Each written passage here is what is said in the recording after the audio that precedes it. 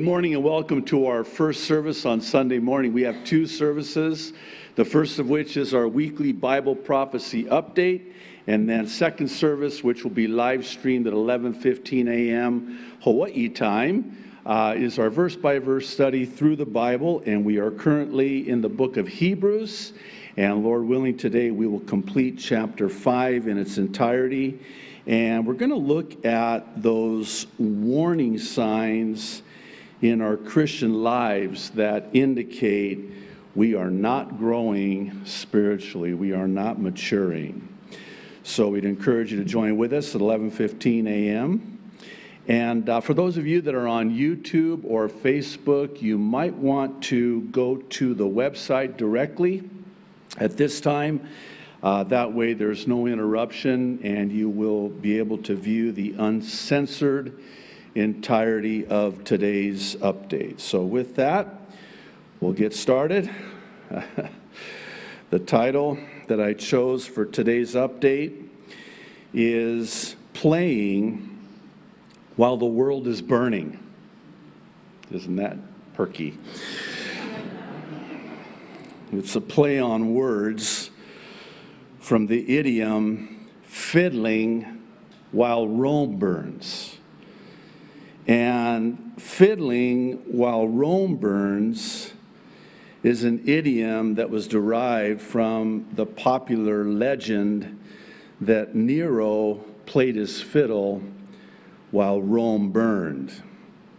It's akin to the better-known modern-day idiom of rearranging the deck chairs on the Titanic. Both idioms describe the utter futility of playing with frivolous pursuits in the midst of catastrophic crisis. They can also describe the occupying of our time with normal, business as usual, in the face of imminent disaster. I'm hoping, and my prayer is, that you'll hang in there with me today to the end of the update, because, believe it or not, this is actually a message of hope. May not seem like it right now, but if you'll just hang in there with me.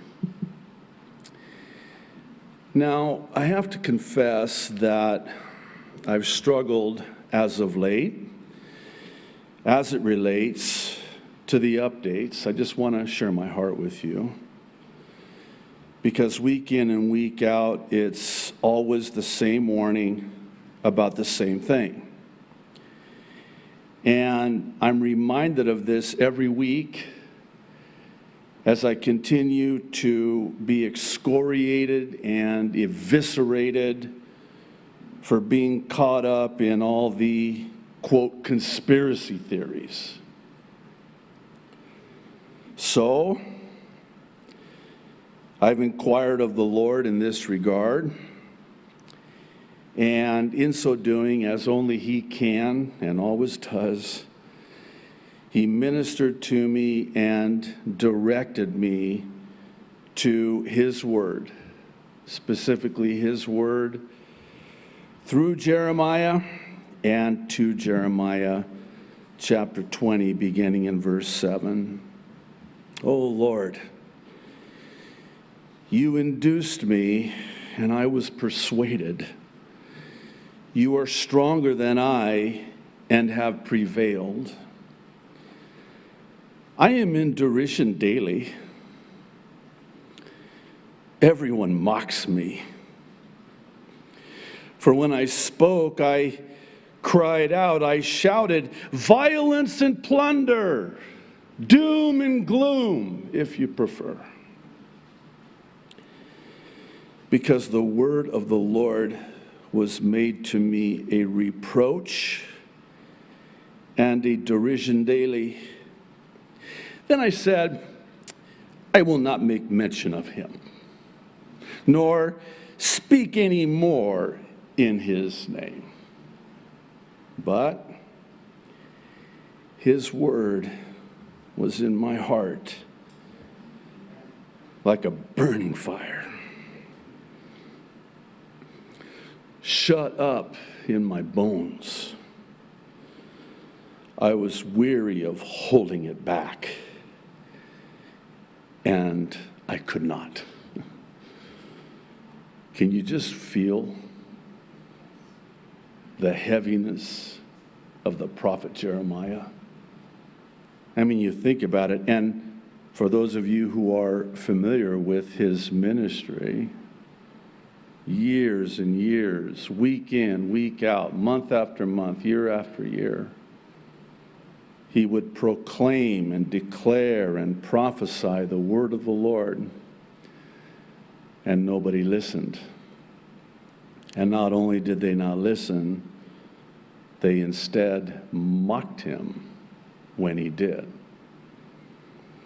Do you know that he never had one person get saved, as it were, in his entire ministry? How's that one?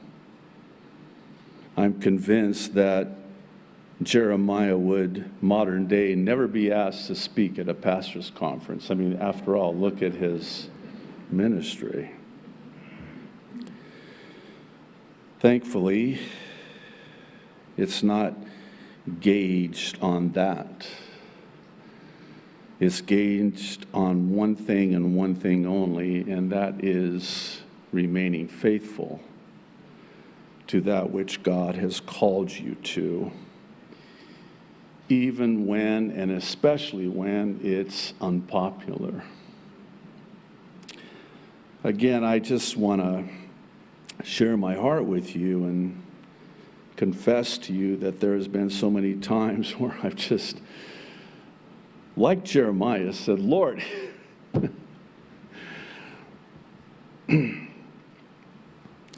I'm not going to talk about this anymore. I'm not going to mention this anymore. But the problem with that is that there's this burning fire in my heart. And it's for this reason that I cannot hold back and play church, or worse yet, play pastor while the world is burning, because his word is burning in my heart.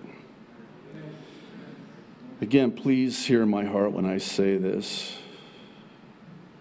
And the Lord knows my heart when I say this.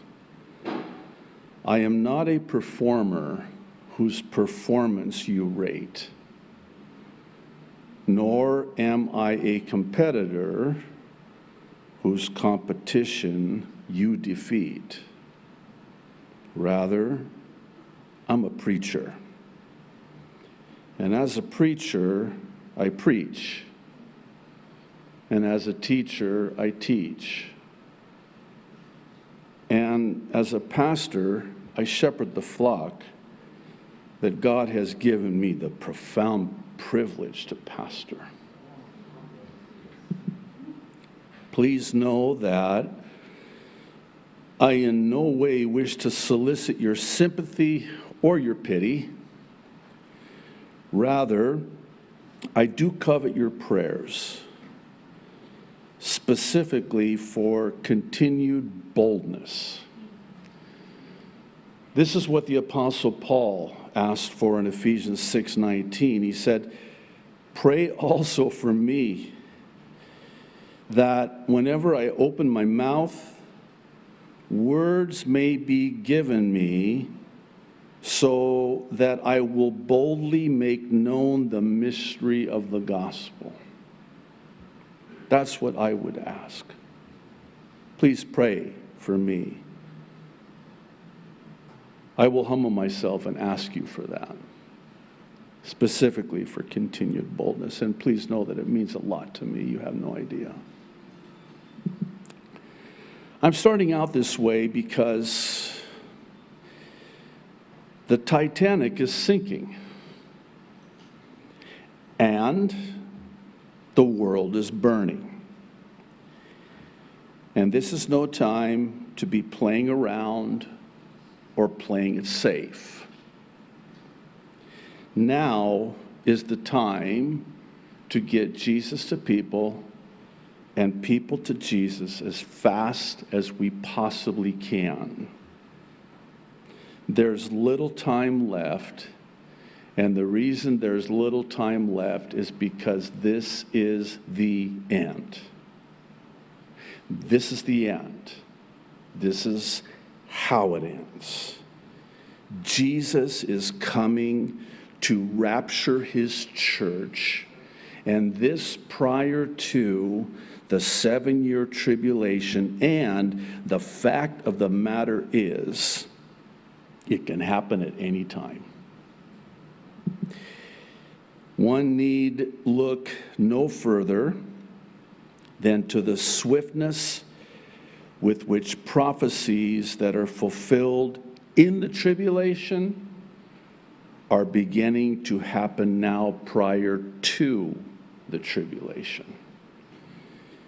In Luke 21:28, Jesus said, when you see these things begin to come to pass, look up and lift up your heads. Why? Because your redemption draws nigh.